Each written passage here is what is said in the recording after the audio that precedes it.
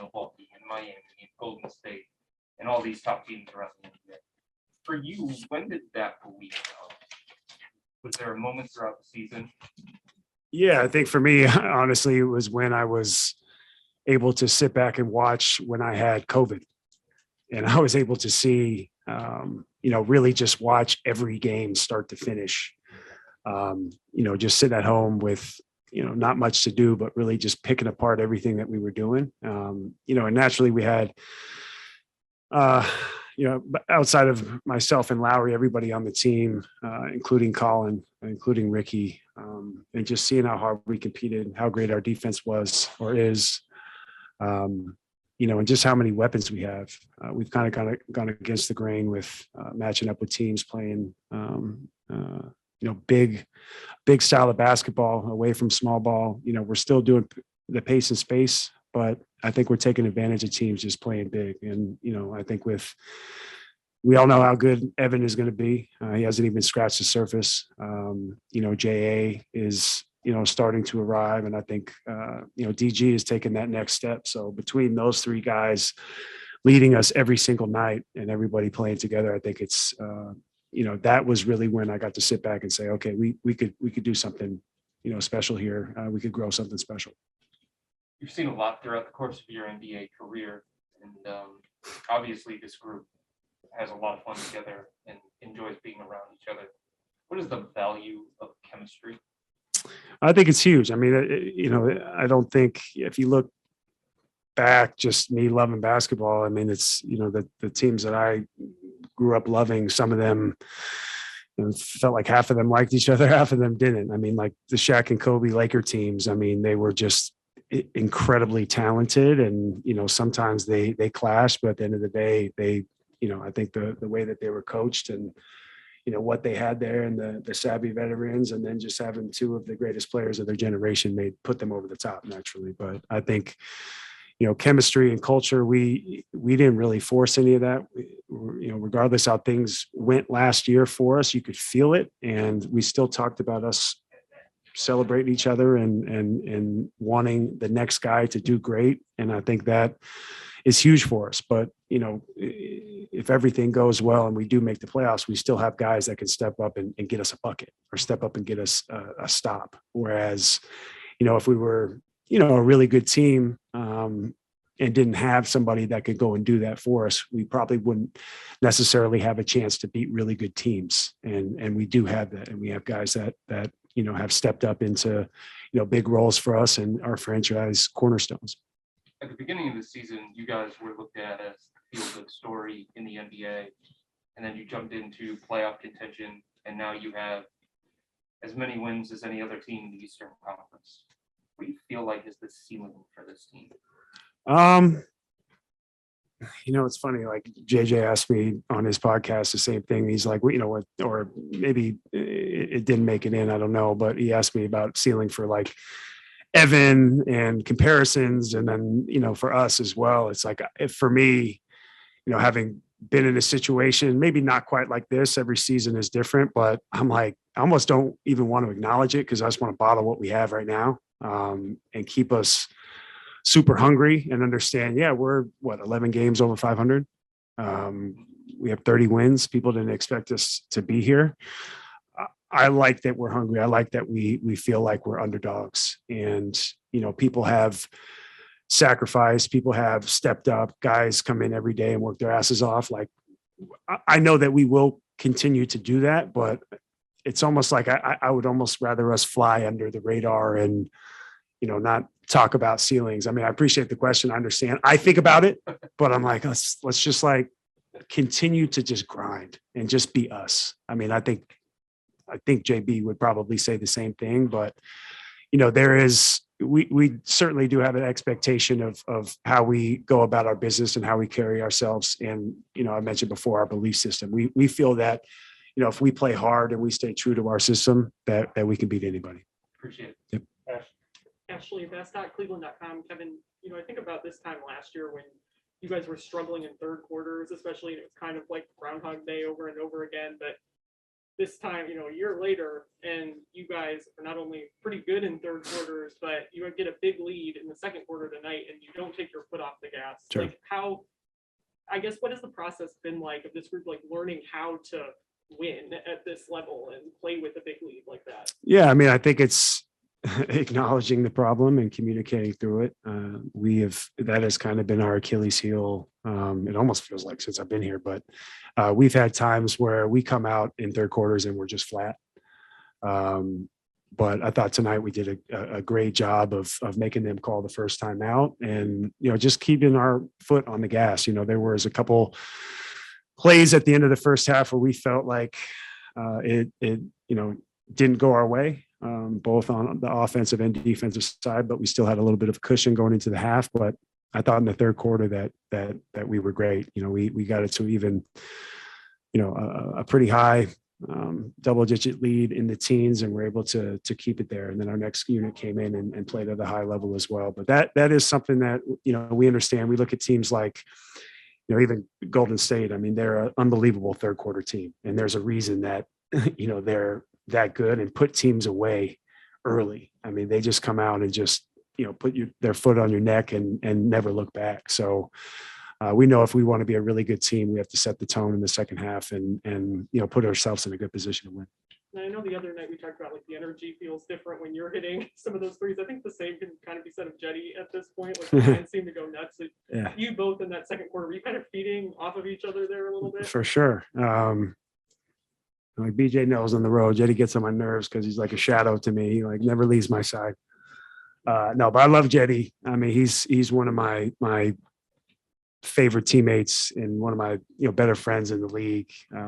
And I think more than anything, just continuing to tell him to be himself. I don't care if you shoot 0 for 12 or 12 for 12. Like, we need you to be Jetty. When you get hot, you get hot. So just go out there, be yourself, play both sides of the ball. And it's again, he's one of those guys that he's really hard not to like. And when he's hitting, we all get excited too. So it's not only the whole crowd, it's the bench, the coaching staff, it's everybody. And then last one really quickly in the second quarter. He's annoying though. I'll say that. He's fucking Sorry annoying. to cut you off. I was cutting you off. I did get that in. Darius and Evan connecting for that when Evan dunked it on Giannis in the second quarter, and might be like the play of his career so far. I mean, what does a play like that do for you guys in game in terms of excitement and energy level, things like that? Yeah, I mean, I don't want to say, that was an incredible play, but like, not to say that it's come to be expected, but like those guys are just so talented. And those three guys that I mentioned, and then you throw in Isaac, you throw in Lowry, who's 7 feet tall. Dean Wade is again stepped up again tonight and played well. It was funny. Ed Davis said he had allowed 2 points at one point. I was like, what does that even mean? He's like, he's playing his ass off. I was like, okay. He had a couple more shots, and it just is a testament to those top guys making exceptional plays and playing great. I know DG went out with, he got hit in the back again.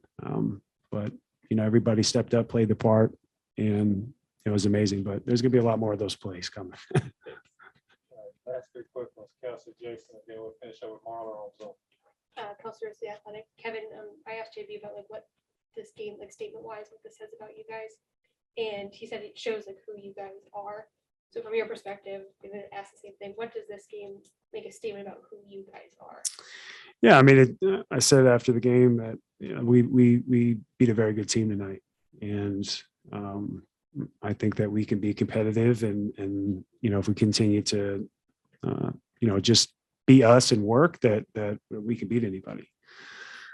But now it's getting guys in a mindset of can we do it again? Can we do it night in and night out? And I think if we consistently compete and understand that if to get to where we want to go, we got to do it every single night. And as much as myself or anybody that chooses to keep it on the back burner and not listen, we're going to acknowledge it, but fly under the radar. we're going to start getting everybody's best shot. People are going to start looking at us as if they haven't already, as a very good team in this league. And, that's something that we wanted. We want respect in this league. We want teams to, understand that, we want to bottle this up and make something special here. But, just continuing to beat teams like tonight. I mean, they are the champs for a reason. They have, a three-headed monster. They have guys that play really well off each other. You saw in that first quarter, they had 31 points and there was still 3.5 minutes left in the first, and they can do that. They can get hot. And then they play defense. So again, played a very good team tonight, beat a very good team tonight, but we still got to respond and continue to do it. Jason, When you signed the extension, we were talking about could they get back to being a contending team while you were still a contributor in crime? Yeah, I don't know. We'll see. So from the 30,000 foot view, how surprised you that it's flipped as fast as it has? And was there a point where you were concerned? Was there ever a point you were concerned that you would not be able to play on a contender again? You would not be on a team that was playing high level basketball?